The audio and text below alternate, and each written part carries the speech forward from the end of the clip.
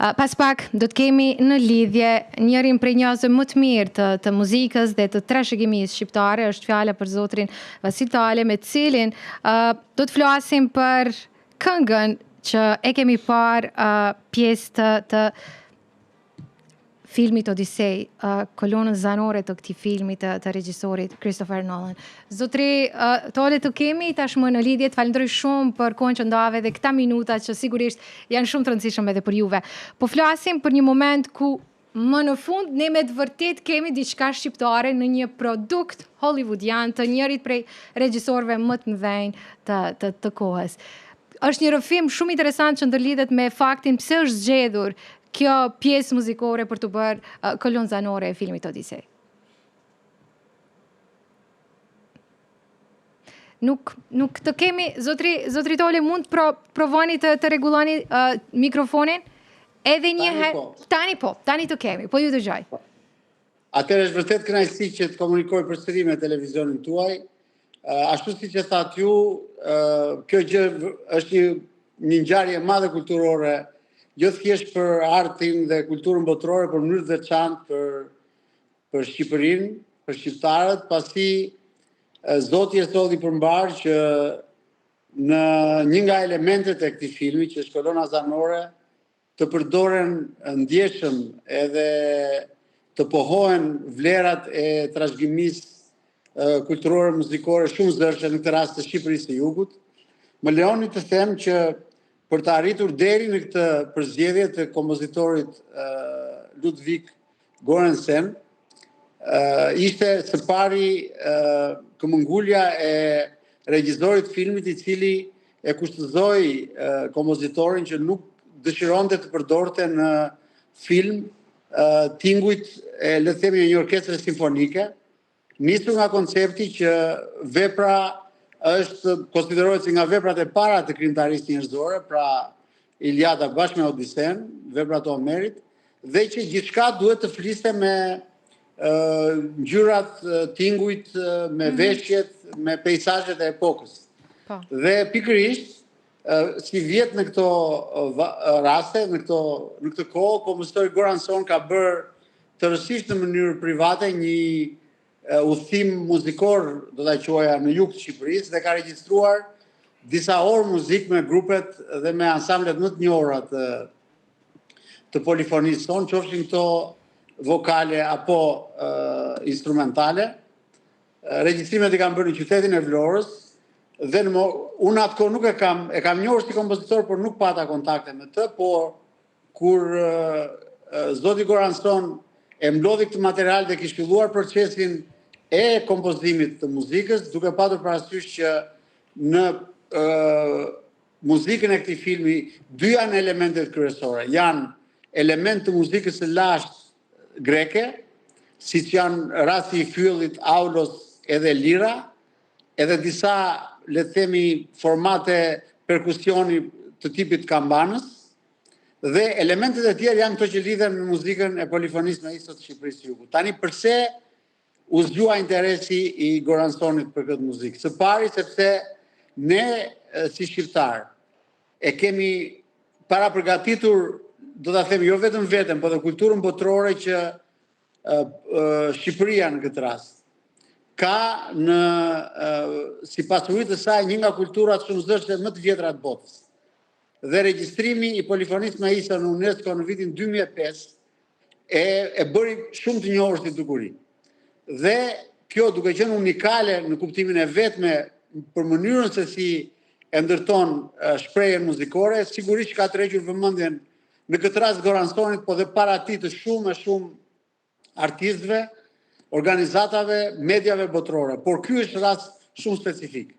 Dhe pikërisht zoti Göransson u interesua që të kishte në, le të themi, kolonën zanore të filmit të tij, tinguj që lidhen sa më afër me natyrën, sepse i gjithë rrëfimi i Odisesë të Nolanit zhvillohet në kontekstin e natyrës, do duket sikur ngjarjet ndodhin aty për aty. Dhe në këtë mënyrë u preferuan tingujt të cilët janë sa më paraki, quajmë ne, sa më të vjetër. Dhe për këtë arsye pati 3, le të themi, përdorime të këtyre tingujve që ai regjistroi në muzikën e filmit të tij. Së pari janë tingujt e fyeve të Gramshit, të cilët u përdorën në film dhe përdorën në film sa herë që ai kërkoi për të evidentuar një mjedis dhe një kontekst kulturor të caktuar, pasi forca depërtuese e fyllit, që konsiderohet një vegël shumë e vjetër dhe njëkohësisht shumë e lidhur me natyrën. Fylli është gati si një erë e natyrës përmes një kallami, sepse në fundit kallam është. Po.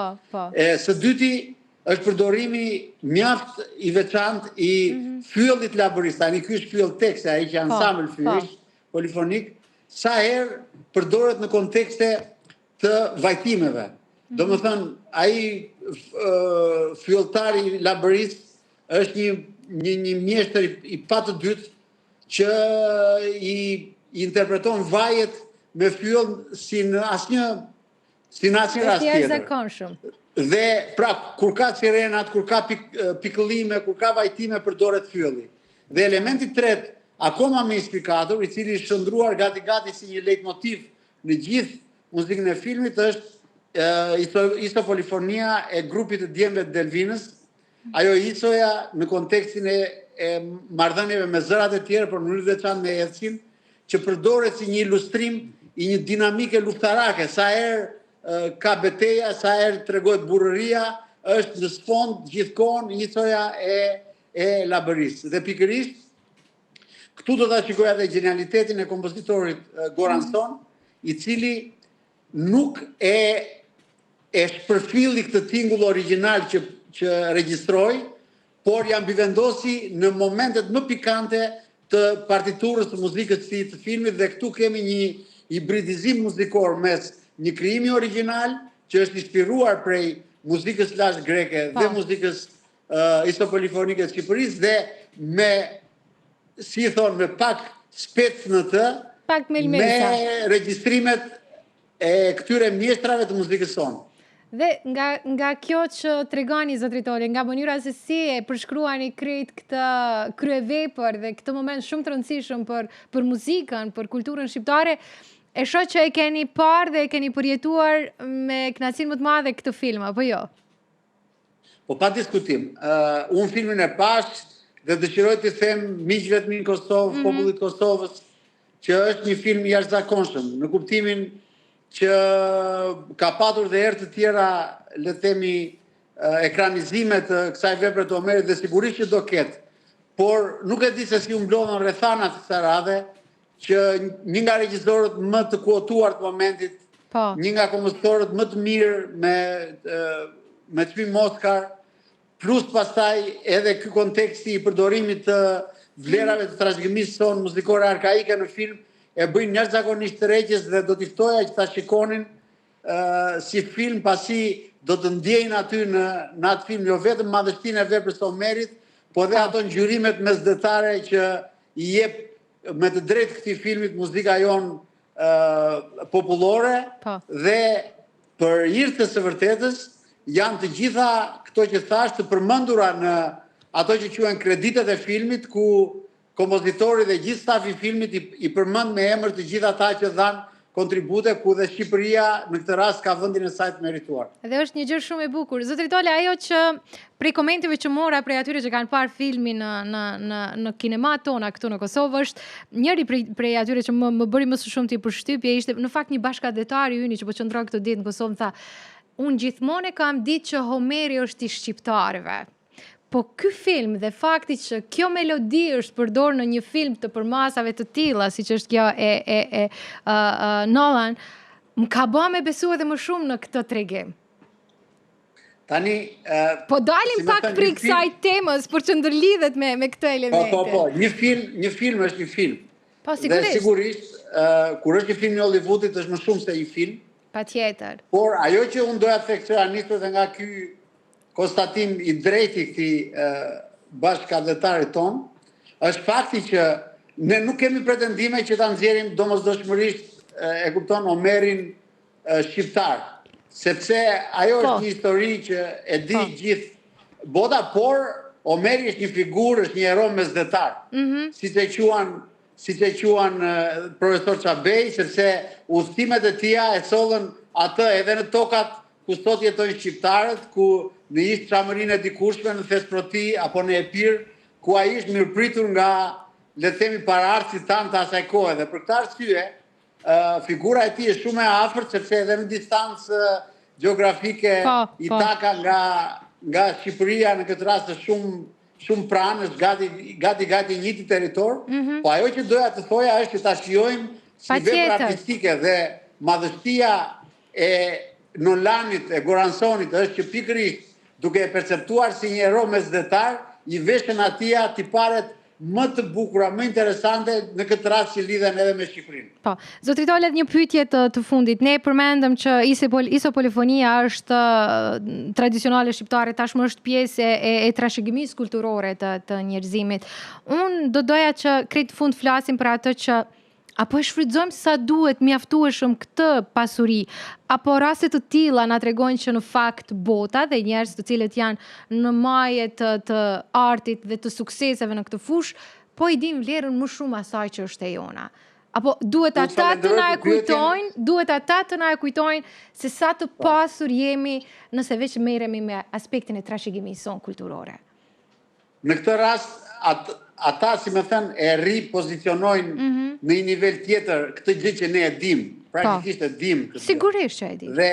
Dhe fakti që ata e gjetën në këtë rast isopolifonin në UNESCO, pra të promovuar ndërkombëtarisht, apo lahutën, si që është rasti i fundit, i pranimit lahutës, tregon që Shqipëria, shqiptarët dhe institucionet e kanë bërë në tërësi punën e tyre, por ajo që del si një imperativ, si një lloj detyre, është fakti që në këtë rast shteti shqiptar dhe shteti i Kosovës, për sa i përket kur të vi momenti që të regjistroj dukuritë e tjera në UNESCO, duhet që të bëjmë shumë për bartësit e kësaj trashëgimie. Pasi ne kemi shumë, për shumë Shqipëria ka mbi 12-13 dukuri dhe monumente të regjistruar në UNESCO.